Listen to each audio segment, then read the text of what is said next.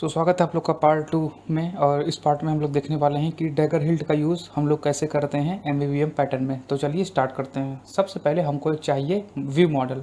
तो उसके लिए मैं बेसिकली क्या करूँगा, मैं एक नया पैकेज क्रिएट करूँगा सो दैट आप इसको यदि गिटहब से लेते हैं तो आपको आसानी हो स्ट्रक्चर समझने में।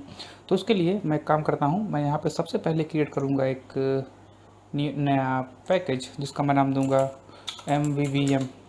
एंड इसके अंदर मैं यहाँ पे क्रिएट करूँगा एक कॉटलिन क्लास स्लैश फाइल जिसका मैं नाम दूँगा माई व्यू मॉडल, और इसको मैं एक्सटेंड करूँगा व्यू मॉडल से। All right. And MVVM pattern में हमारे पास एक चीज़ होता है जिसको हम लोग बोलते हैं रिपोजिटरी। तो रिपोजिटरी में बेसिकली सारे हमारे जो मेन लॉजिक होते हैं, जैसे डेटा को लेना कहाँ से है, जैसे रिमोट से लेना है डेटा को तो वहाँ पे हम अपना लॉजिक लिखते हैं, या फिर कभी कभी हमें रूम डेटाबेस से लेना होता है तो वहाँ पे उसका लॉजिक लिखते हैं। और यहाँ पे बेसिकली उस चीज़ को हम बिजनेस लॉजिक जो होता है मेरा वो बेसिकली व्यू मॉडल में होता है। All right. तो ठीक है, उसके डिटेल में ना जाते हुए हम लोग रिपोजिटरी को क्रिएट करते हैं। तो राइट क्लिक न्यू एंड उसके बाद कॉटलिन क्लास स्लैश फाइल, और मैं इसको बोलता हूँ माई रिपो। All right. तो ये हमारा रिपोजिटरी हो गया। ठीक है, तो देखिए ये जो व्यू मॉडल है हम लोग इसको जैसे यहाँ पे अपने पुराने मेथड से हिल्ट मॉड्यूल में प्रोवाइड्स लिख के नहीं प्रोवाइड करा सकते। All right. तो इसको प्रोवाइड कराने का जो करेक्ट वे है वो ऐसा है। तो चलिए दिखाता हूँ मैं आपको। तो पहले माई व्यू मॉडल क्लास में चलिएगा आप लोग, एंड उसके बाद यहाँ पे एक कंस्ट्रक्टर लिखिएगा। ये बेसिकली कंस्ट्रक्टर हो गया हमारा। इसके सामने जैसे हम लोग कंस्ट्रक्टर इंजेक्शन परफॉर्म करते थे बिल्कुल वैसा ही यहाँ पे इंजेक्ट एनोटेशन डालिएगा।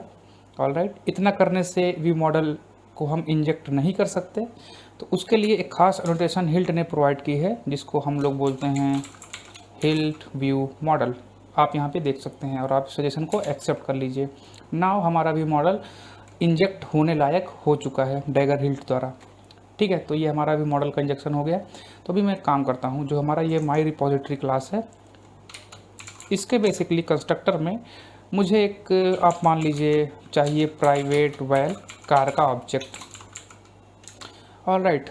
सो यहाँ पे मैं कोई इंजेक्शन नहीं लगाऊंगा क्योंकि मैं इस रिपोजिटरी को अपने व्यू मॉडल में इंजेक्ट करने वाला हूँ। तो प्राइवेट वैल और मैं उसका नाम दूंगा रिपो, माई रिपो। ठीक। तो अभी मैं यदि इस कोड को कंपाइल करने की कोशिश करूंगा तो बेसिकली मेरे को एरर देगा। यदि मैं इस माई व्यू मॉडल को कहीं पे इंजेक्ट करता हूँ, या फिर जैसे आप समझ लीजिए मैं इसको क्रिएट करता हूँ अपने मेन एक्टिविटी में, तो उस केस में मेरे को एक एरर मिलेगी। तो वो एरर बेसिकली क्या होगी, क्योंकि हम इस रिपोजिटरी को डैगर को नहीं बताए हैं कि कैसे इसको क्रिएट करना है, तो वो इंजेक्ट इसको कैसे करेगा। तो चलिए उसके लिए हम लोग इसको अपने हिल्ट मॉड्यूल में ऐड करते हैं। तो चलिए हिल्ट मॉड्यूल में, और यहाँ लास्ट में मैं एक प्रोवाइड्स का एनोटेशन देता हूँ, और ये एक फंक्शन होगा जो कि हमें प्रोवाइड करेगा माई रिपो। और यहाँ पे बेसिकली इसका एक डिपेंडेंसी है कार, तो मैं यहाँ पे कार पास कर दूँगा। सो कार, और ये मेरे को क्या रिटर्न करेगा, ये मेरे को रिटर्न करेगा my repo. So simply return my repo, और इस कार को यहाँ पे पास कर दूँगा। अच्छा, आपके पास ये क्वेश्चन होगा कि भाई डैगर कैसे पता कि कार कैसे उसको क्रिएट करना है। तो भाई अगर तुम्हें भी नहीं पता तो मेरे पिछली वीडियो देख लेना, वहाँ पे हम लोगों ने ये कार को भी प्रोवाइड किया हुआ है, और उसका डिपेंडेंसी है इंजन और नंबर। तो नंबर बेसिकली यहाँ से प्रोवाइड हो रहा है depending on that annotation, and then after ये जो इंजन है वो आपको शायद ऊपर है, ये यहाँ से प्रोवाइड हो रहा है। और इंजन की डिपेंडेंसी क्या है, पिस्टन है। तो पिस्टन कहाँ से प्रोवाइड हो रहा है, पिस्टन हो रहा है यहाँ से प्रोवाइड। अच्छा, पिस्टन की भी एक डिपेंडेंसी है नंबर ऑफ पिस्टन, जो कि एक इंटरफेस था। ऑलराइट। सो ये इसको कहाँ से मिलेगा, तो इसके लिए हम लोगों ने यहाँ पे एक और प्रोवाइड फंक्शन बनाया है। तो यहाँ से नंबर ऑफ पिस्टन का जो इम्प्लीमेंटेशन है वो हम यहाँ पे रिटर्न कर रहे हैं। तो खैर आपको ये जो फ्लो है डैगर का समझ में आ रहा हो। बेसिकली डैगर जो हमारा वर्ड है ना, ये डायरेक्टली एसाइक्लिक ग्राफ से आया है।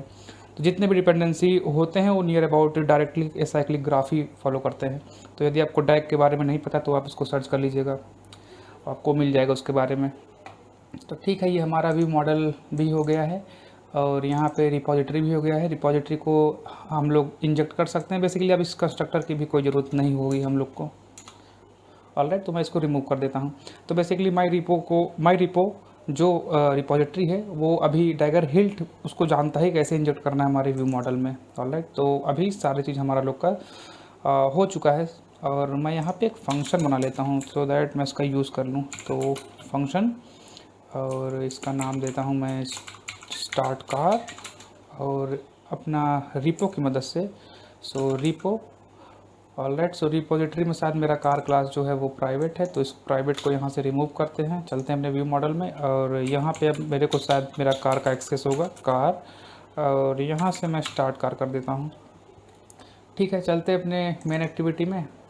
तो यहाँ पे बेसिकली अब हम व्यू मॉडल प्रोवाइडर का यूज़ नहीं करेंगे क्रिएट करने के लिए अपने व्यू मॉडल को, तो हम लोग सिंपली यूज़ करते हैं डेलीगेट व्यू मॉडल का। So well my view model, and ये टाइप होगा हमारा माई व्यू मॉडल का, और पाई का यूज़ करके यहाँ लिखेंगे व्यू मॉडल्स। ऑलराइट, सो ये छोटा होगा। ठीक है, तो मेरे पास इसकी डिपेंडेंसी नहीं है, तो मैं इसकी डिपेंडेंसी को ऐड करके आपको बताता हूँ कि डिपेंडेंसी हमें क्या और चाहिए होगी। ऑलराइट, सो मैं डिपेंडेंसी को ऐड कर ली है, तो मैं आपको वो डिपेंडेंसी दिखाता हूँ। सो बिल्डर आर्टिकल में जाइएगा और ये डिपेंडेंसी आपकी है इस फंक्शन, इस डेलीगेट के लिए। तो आप इस डिपेंडेंसी को मेरे गिटहब रिपॉजिटरी पर जाके आप कॉपी करके अपने प्रोजेक्ट में पेस्ट कर लीजिएगा। सिंपली सिंक करिएगा अपने प्रोजेक्ट को, और आपको ये जो मेन एक्टिविटी में ये जो डेलीगेट है ये यहाँ पे आपको इंपोर्ट करना पड़ेगा, और उसके बाद आपका व्यू मॉडल इनिशियलाइज हो जाएगा। तो ठीक है, मेरा व्यू मॉडल भी इनिशियलाइज हो गया, तो मैं इस स्टार्ट कार को अभी के लिए कमेंट आउट कर देता हूँ और यूज़ करता हूँ अपना माई व्यू मॉडल। और यहाँ पे मेरे पास एक फंक्शन है स्टार्ट कार, तो बेसिकली काम उसका भी यही होगा, स्टार्ट कार का ही। ठीक है, तो यदि ये सक्सेसफुली इनिशियलाइज हुआ होगा दैट मीन्स हमारा स्टार्ट कार होगा, और मतलब कॉल होगा, और यही जो हमारा पिछला सारा लॉग कैट दिख रहा था वो इस बार भी दिखेगा। तो चलिए इसको रन करते हैं। ऑलराइट, सो हमारा एप्लीकेशन सक्सेसफुली रन हो चुका है, और यहाँ पे आप लॉग कैट देख सकते हैं। तो हमारा पिस्टन, सबसे पहले पिस्टन नंबर 4 आया, फिर पिस्टन स्टार्ट हुआ, फिर इंजन शायद स्टार्ट हुआ, फिर हमारा कार स्टार्ट हुआ। तो ये सबसे मतलब नहीं, मतलब ये है कि हमारा व्यू मॉडल सक्सेसफुली इनिशियलाइज हुआ है, और उसकी मदद से हम लोग कार को कॉल कर रहे हैं। ऑलराइट, तो ठीक है यार, यही हमारा फ्लो है इस चीज़ के लिए, और इतना ही हमें करना पड़ता है डैगर हिल्ट को इंजेक्ट, मतलब डैगर हिल्ट को व्यू मॉडल वगैरह इंजेक्ट कराने के लिए ये चीज़ हमें करनी पड़ती है।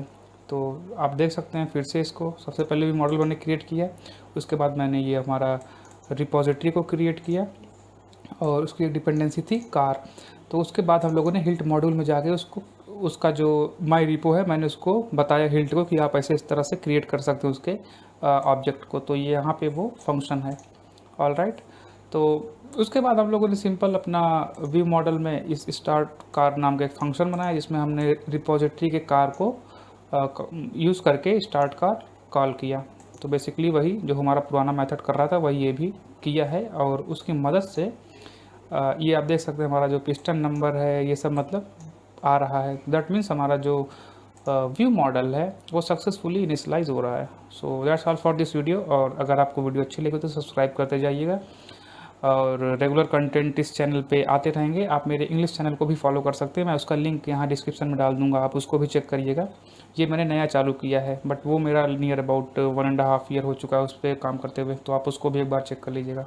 Alright, thank you.